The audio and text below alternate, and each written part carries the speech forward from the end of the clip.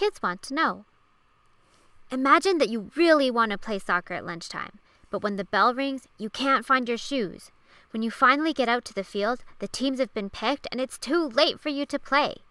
Maybe you got so mad that this small problem became a big problem in an instant. When we lose control of our emotions like this, we can call it flipping your lid, kind of like the way a pot might do if it was too full and too hot.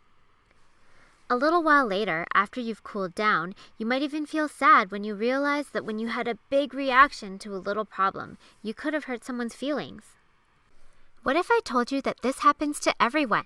Your parents, friends, teachers, and everyone else you know can flip their lid and lose control of their emotions sometimes. We all need to work on managing our feelings. Have you ever wondered why we can have such a hard time keeping our emotions under control? It can be really tough being a kid these days. There's just so much going on every day, at home, at school, even after school. Sometimes it's hard to keep a lid on things, and we act in ways that are not kind or caring, even though we don't mean to be hurtful. There are so many situations that we encounter every day that can cause our emotions to bubble up. Maybe you felt upset or frustrated when you were working on a problem or activity at school and just can't seem to get it right. Maybe something unexpected or embarrassing happened to you in front of your friends. Maybe you had something important to say but didn't get a chance to say it. These and many, many more situations can cause both kids and adults to flip their lids. So why does this even happen? Well, it has to do with the way our amazing human brains work to help keep us safe. This is your brain, the part of your body that controls everything you do. Let's take a closer look at the parts of the brain and how they can work together to help us keep a lid on things. The brain is a pretty complicated organ, so we're going to use our hand to help us visualize what's happening up there. Let's imagine that our brain has an upstairs and a downstairs.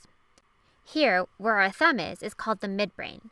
This is where our emotions and memories are created and stored. Below that is your brainstem. The brainstem controls the things our bodies do that we don't have to think about, like breathing. It also controls our automatic reactions to certain situations. For example, if you touch a cup with hot tea in it and it's too hot, your downstairs brain feels the pain and will pull your hand away to stop you from getting burnt.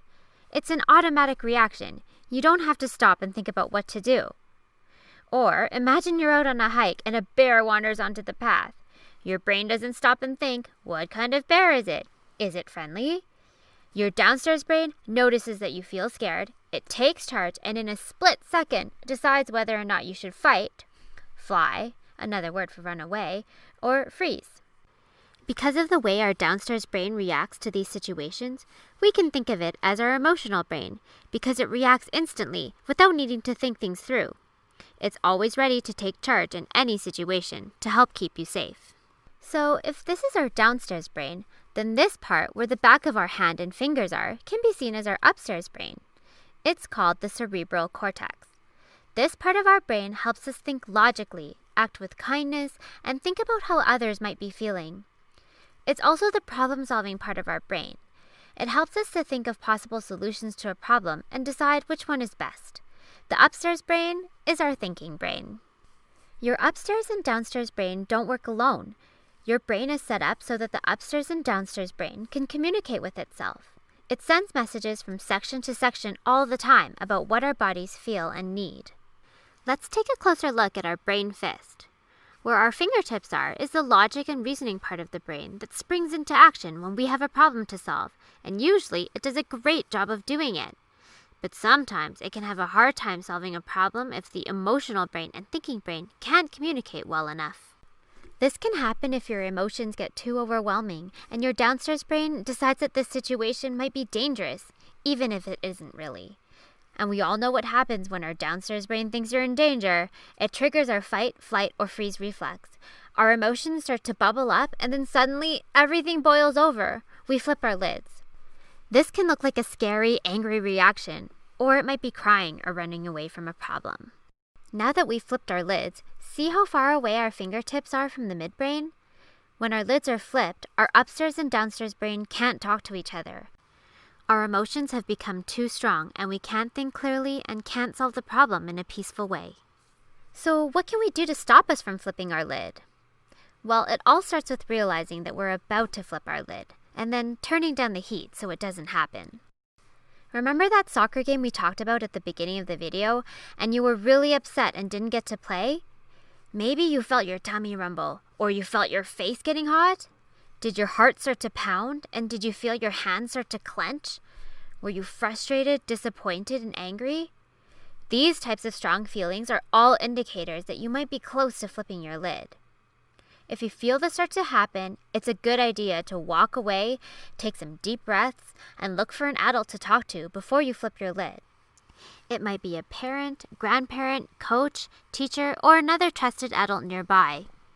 They can help you with strategies to solve the problem once you've calmed down enough for your upstairs brain to be ready to do some peaceful problem solving. If you do flip your lid, those same trusted adults can offer you some time and space to cool down before you start to problem solve together. Once your upstairs brain is back in charge, you can share your story and get some help. Using I statements can help you to tell an adult what you need. I need a hug. I need you to listen to what I have to say. I need another chance. I need some alone time. I need a walk. I need you to see that I can do well. Learning more about the brain and how it works can really help us to understand our emotions and to be peaceful problem solvers. When we listen to our bodies and our brains, we can turn the challenges of being a kid into opportunities to learn and grow. Thanks for watching! If you're interested in learning more about the brain and how to manage emotions, some resources are linked in the description box below.